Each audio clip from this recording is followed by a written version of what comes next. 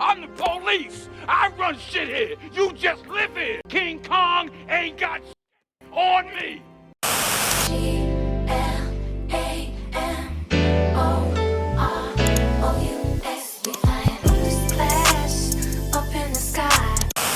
It's not what you know, it's what you can prove. From the moment Alonzo Harris utters those words, you know exactly what kind of time he's on. Training Day isn't just about a rookie cop's first day on the job, it's a crash course in corruption, power, and survival.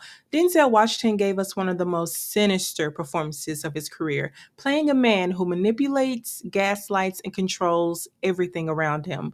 But what makes Training Day truly unsettling, it's not just a movie. Characters like Alonzo exist in real life. With that being said, while watching this movie, I noticed some things and I have my thoughts. But before we get to that, it's time to recap. So let's get into it.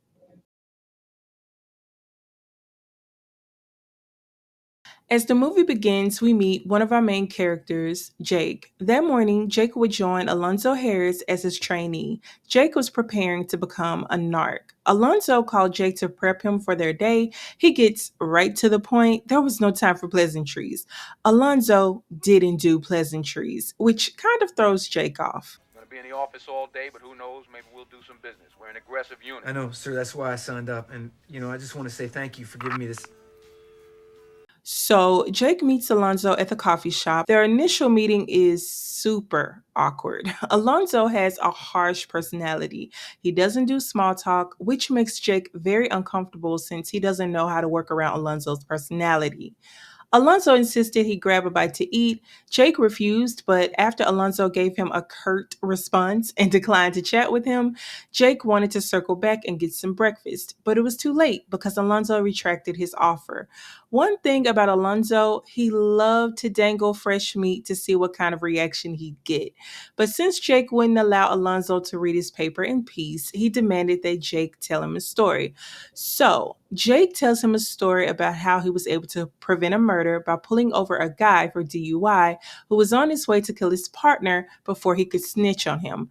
But the only thing Alonzo wanted to know was, You tapped that ass, didn't you?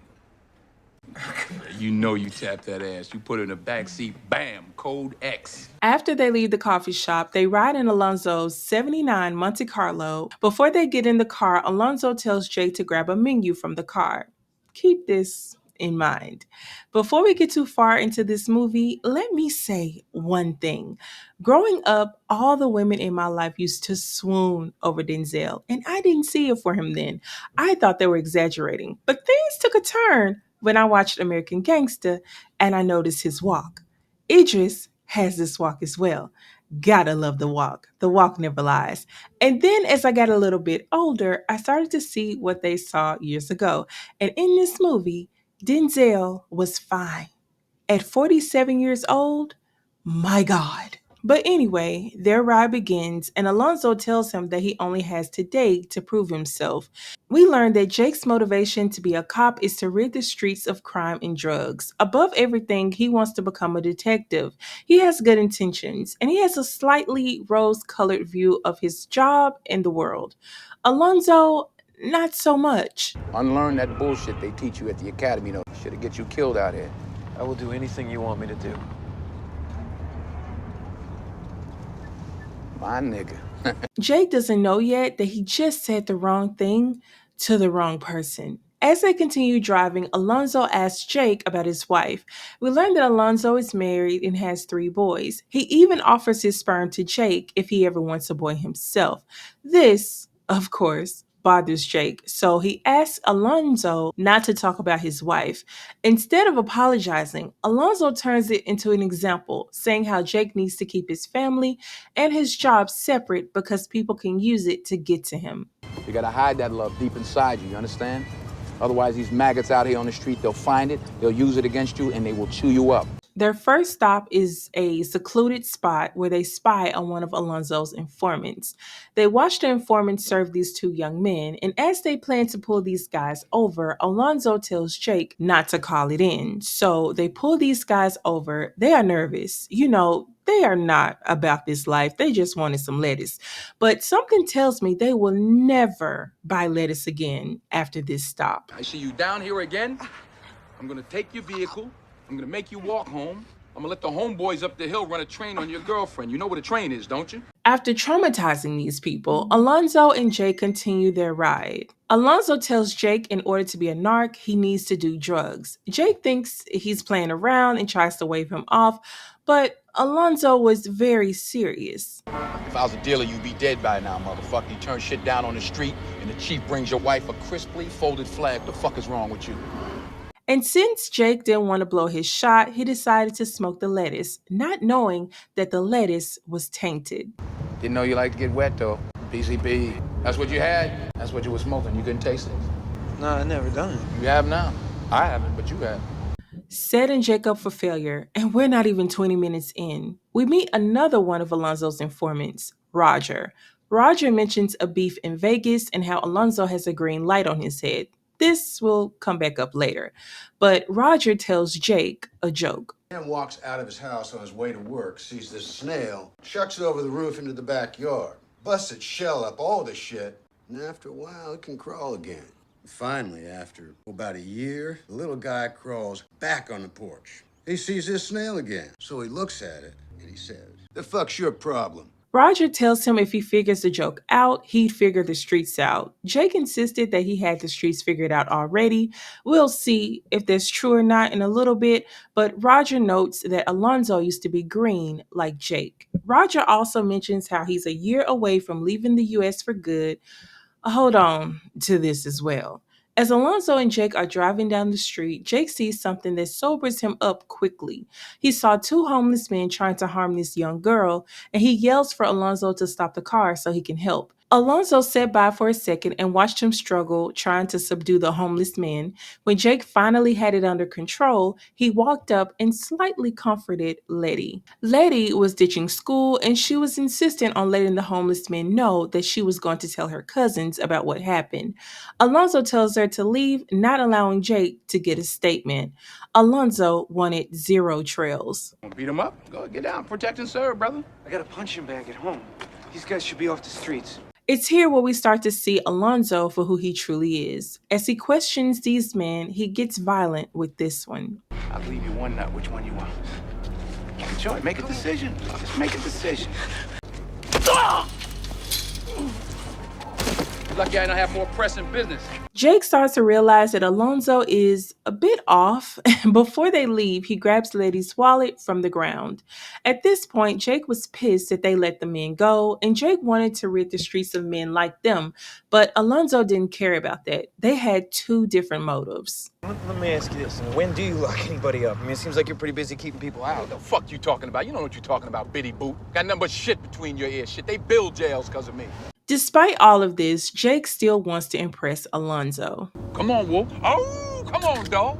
Oh, oh, oh, oh. Alonzo and Jake roll up on Blue to try and buy some drugs from him. Jake, being the novice he is like a giant red flag to Blue, who immediately picks up on the fact that he's a cop. Blue rolls away, and Alonzo tells Jake to chase after him. He chases him into this store. Blue wasn't an easy takedown. Alonzo and Jake subdue him though, and Blue swallowed the drugs he had on him before Jake could catch him, so he found nothing on his person. But Alonzo knew he had something, so he made him regurgitate, and he saw the drugs he tried to swallow. With the fear of possibly being sent back to jail for 10 years, Blue gives up the name of his supplier, Sandman. Alonzo was able to find Sandman's government name, Kevin Miller. So Alonzo goes to Kevin's home, not even knowing if he's there. He used the coffee shop menu as a warrant to get into the home. Kevin wasn't there, only his wife and their nephew. She demands to see the warrant, but Jake tries to keep her calm. You a rookie. Give me a break, okay? Listen, they are sniffing Jake out left and right, but Alonzo claims he found nothing and tries to leave. But Sandman's wife demanded to see the warrant and he hands over the menu. Listen, when she saw that menu and then ran into the room to find Alonzo had stole her funds, she was pissed. Child, they narrowly escaped this shootout. At this point, Jake is worried that he'd get caught up and sent to jail behind Alonzo's antics, and Alonzo pulls him in again after dangling his future in front of his face. Jake still wants to be a narc. I don't think he wants to impress him as much now. I believe he just wanted to get through the day. Next, Alonzo takes Jake to his mistress's home. She fixes him a plate and then leaves the room to service Alonzo. Something tells me this relationship is not completely voluntary. Alonzo and Jake head to a meeting with some of Alonzo's old friends. Apparently, Alonzo had an expensive night in Vegas. To cover this loss, he tells the guys that he plans to take what he needs from one of his informants. They warn him not to bring attention back to them. From here, Alonzo gets his plan rolling. He assembles his squad for his latest fuckery to get the money he needs to keep him alive and get attention away from his buddies. And what's a part of this plan? Roger's millions. Whole time, Jake is looking in on this in disbelief. This was supposed to be an innocent little training day, nothing too crazy. Alonzo has this boy all caught up. Anyway, Alonzo cons Roger out of his hard-earned money. Once they grab the money, Alonzo calls Jake over to the couch and asks him to shoot Roger. He thinks it's a joke and refuses to shoot him, so Alonzo does it himself. Yeah, you want to get shit done, you got to get it done yourself. Holy shit! Alonzo sets up the scene. He shoots Jeff to make it look like he caught fire when he came into the house. The scenario. All right, here's the scenario. Paul, you kick the door in. Jeff's the first one through. Roger opens fire, bang, bang, hits Jeff twice. Our new guy, Hoyt, he's in second, drops Roger with some fine shotgun work. Again, Jake didn't sign up for this. He wanted 0 parts, but Alonzo begged to differ. A Los Angeles Police Department narcotics officer was killed today, serving a high-risk warrant in Echo Park. Give me the bitch. Unfortunately, Jake finds out that Alonzo has been setting him up all day. He's been too caught up in wanting to impress him and keep his job that he didn't even notice. You've been smoking PCP all day, haven't you, huh? Remember? You've been planning this all day? I've been planning it all week, son. The scenario that Alonzo planned worked out well. I still don't understand how no one questioned this man about the bullet holes in his car. At this point, Jake was insistent on calling a thing a thing. He was no longer willing to act like Alonzo wasn't the op. Jake refused to accept that this was what was in store for him. All right, I'll go back to the valley. I'll cut parking tickets, you know?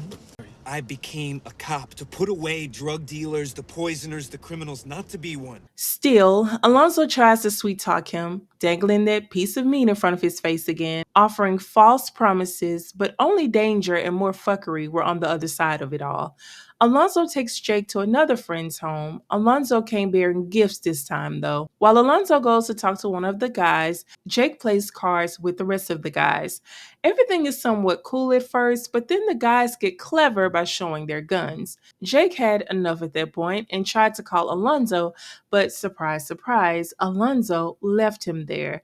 And somehow these guys know what went down with Roger and what happened in Vegas. Turns out Alonzo beat some Russian to death, but this Russian was an important person, and now he had $1 million bounty on his head. If he didn't turn up downtown with the cash by midnight, Alonzo was a dead man. The guys turned their attention back on Jake. They had every intention of making sure Jake didn't leave that night. They drag him into the bathroom to shoot him, but before he could pull the trigger, they search his pockets and find Letty's wallet. And guess who was Letty's cousin?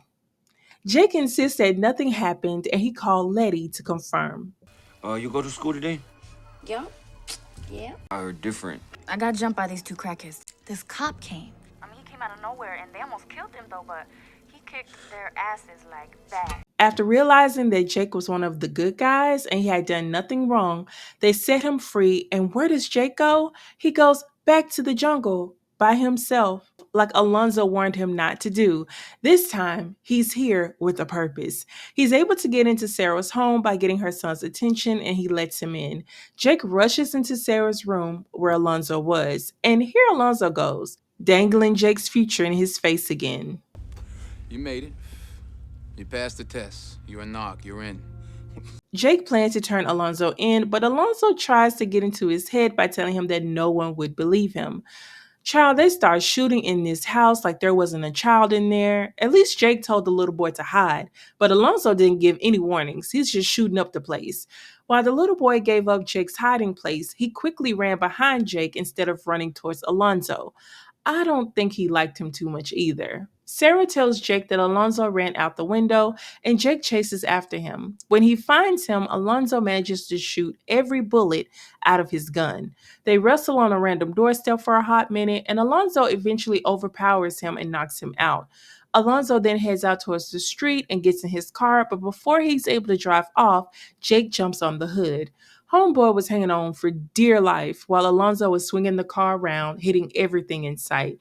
Eventually, Alonzo knocks his own self out and Jake drags him out the car in front of the entire neighborhood. Alonzo continues to taunt Jake, asking him if he's willing to kill a cop. He even tells him where to shoot. When Jake doesn't budge, Alonzo asks one of the guys surrounding him to shoot Jake for him, but they refuse. Alonzo insists that he's going to grab his gun and get his money, but when he reaches for the gun, he gets a surprise. I'm gonna go get it right now. Oh, shit! Ah, you motherfucker! You shot me in the ass! Alonzo begs for his money. Of course, Jake refuses to give it to him. He even snatches his badge. One of the neighborhood guys point a gun to Alonzo and tell Jake to leave and that they have his back. Alonzo calls for Jake, but Jake leaves with his money and Alonzo continues to talk King Kong shit. All right, I'm putting cases on all you bitches. You motherfuckers will be playing basketball in Pelican Bay when I get finished with you. I'm the police. I run shit here. You just live here. King Kong ain't got shit on me. They don't shoot him. I think everyone knew that he was a dead man, no matter if they shot him or not.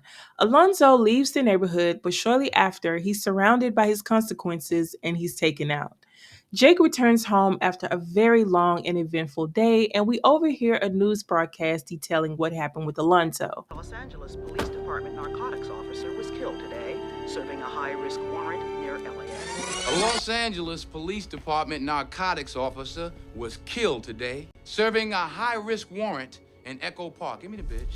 They don't mention his corrupt dealings, only that he was killed serving a high-risk warrant and was survived by his wife and 3 sons. And this was the end of the movie, and here are my final thoughts.